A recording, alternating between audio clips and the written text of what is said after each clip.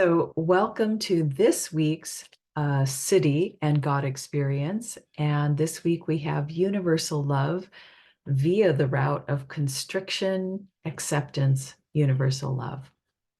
Yeah, so I'm on time. We are currently in universal love. Are you feeling it? I hope not. And you'll see what I mean in just a moment. Um, yeah, so because I'm a little behind, I don't really have an experience to share with you how universal love showed up, but I would say I did do my own activation and have called it in and called it in. That's the wrong terminology because it's always here. But I will say in my meditation today, I got a deeper, clearer glimpse of this universal love, which is a very grounded, embodied frequency or energy. It's a high frequency, but it's meant to be deeply grounded in the body. Excuse me. So I really don't have any comment on universal love and how it showed up for me, except for it just reflected itself back to me as me. So there you go. Okay, let's look at the numbers and the positions. Position it takes. Oh, yeah, that's what I wanted to say when I was contemplating this. So it's the shadow of constriction and the constriction of our breath.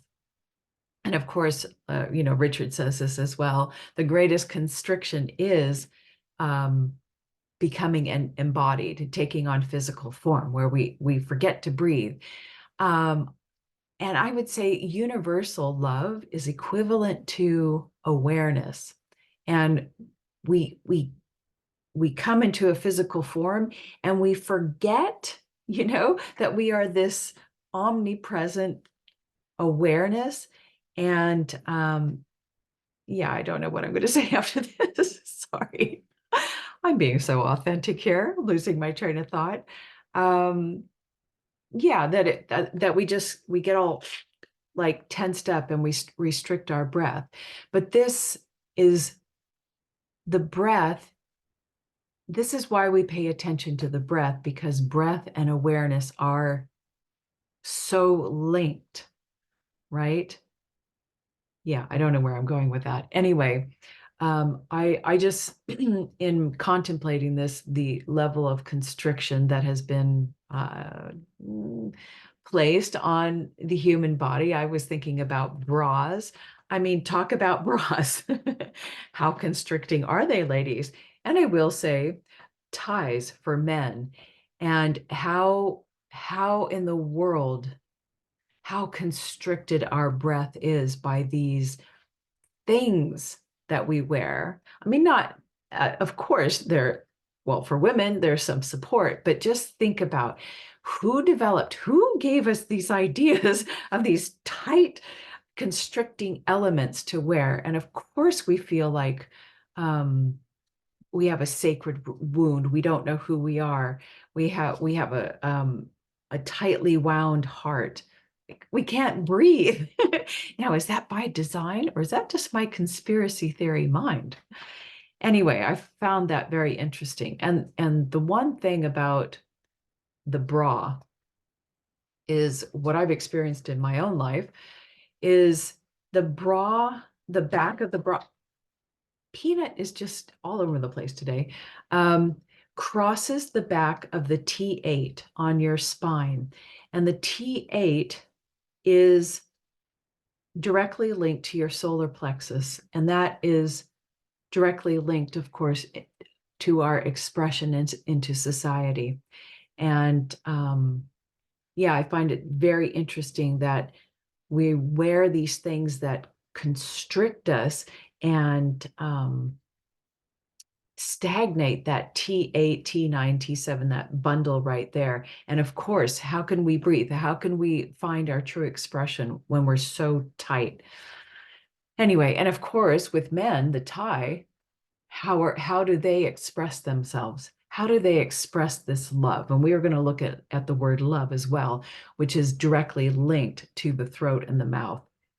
Anyway, So I found that very interesting. So if your bra is too tight, it's hindering your solar plexus expression. Okay, so now let's look at the numbers. Here we go.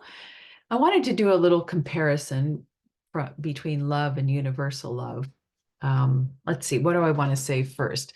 So universal love is the 8-8. Of course, 8, what does it represent? Infinity. And 8 in the Hebrew tradition is called pure consciousness. So we'll talk about that in a moment, but it is a pure 8. It's a solid 8.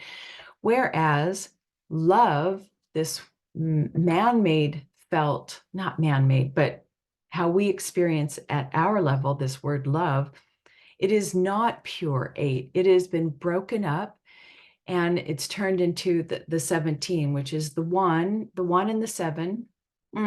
It's love at this level is our expression into society, just where that T8 I was talking about, the solar plexus.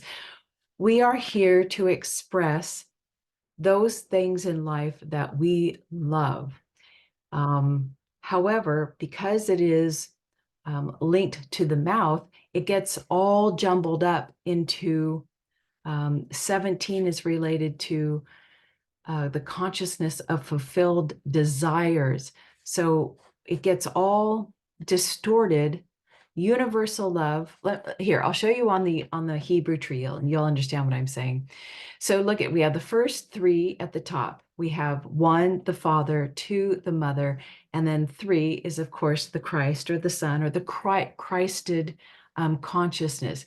And what directly comes out of that is the number 8, pure consciousness. It's infinite, pure, undiluted consciousness that goes directly into the 6, which is just the numbered 6 sphere. It doesn't mean number 6, but that is our heart.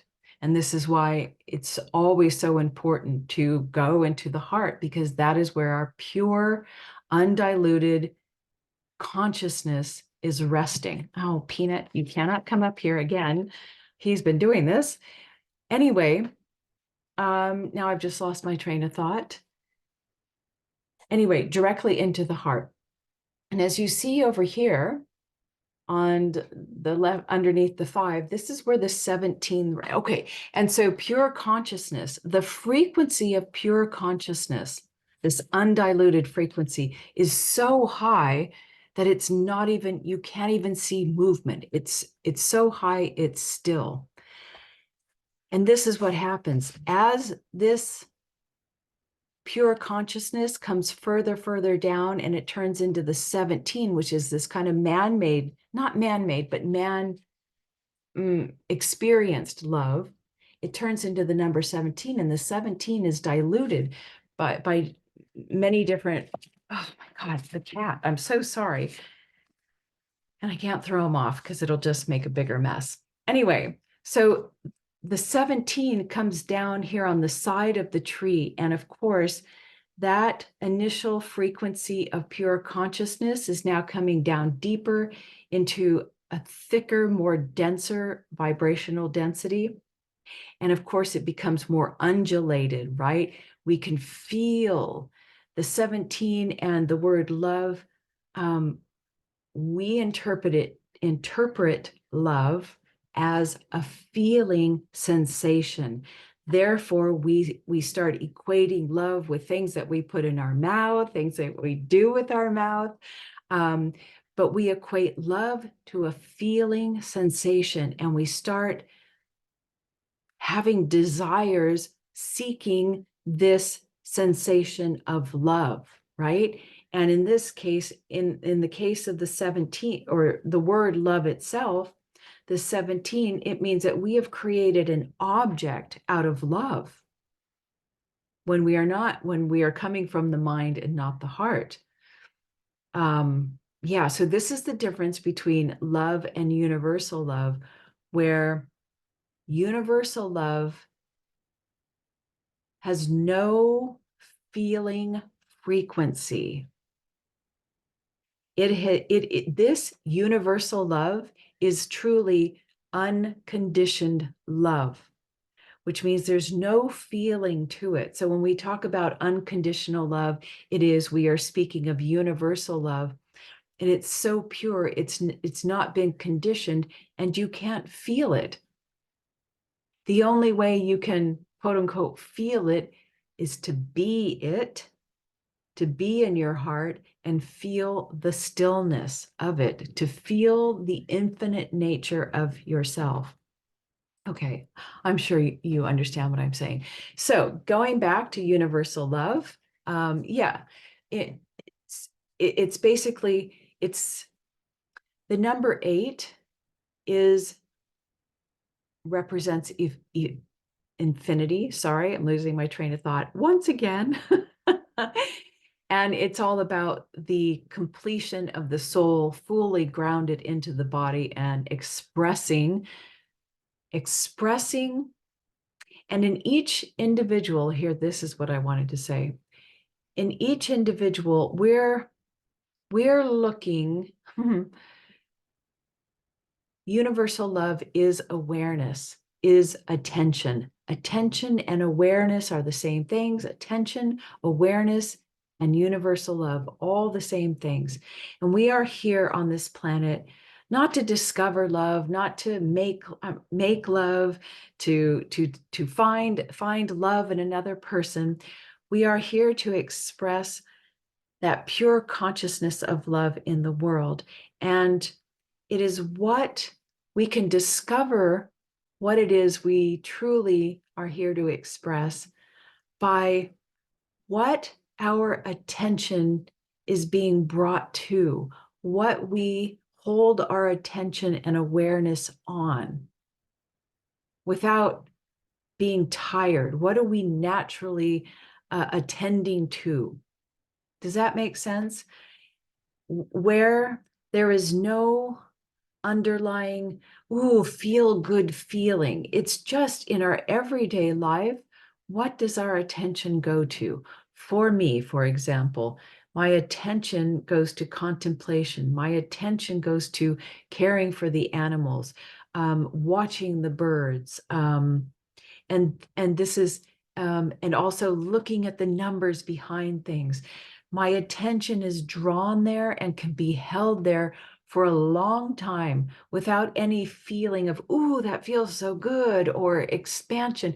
No, this is pure consciousness being held on something that it resonates with. And that is your pure expression. You're already doing it and you don't even know it. Anyway, I hope that made sense, and I'm sure others can expand on that because I'm kind of losing my train of thought once again. And of course, the success of this infinite consciousness being fully embodied into the body in its purest form, attending to what its awareness is being held to. I don't even know what to say. The success of that is love in action, the number 12, and liberation from suffering through actions of the heart and ascension. So there you go. I think I'll lower my hand. Let's see. Zoom thinks I'm raising my hand once again. Anyway, I hope that made sense. And what is your universal love? What wants to be expressed in you? What do you find your attention naturally attending to and accepting in your life, right? It's those things we accept in our life without any resistance. Those are the things that we actually love and are here to express. Just my opinion. Okay, bye.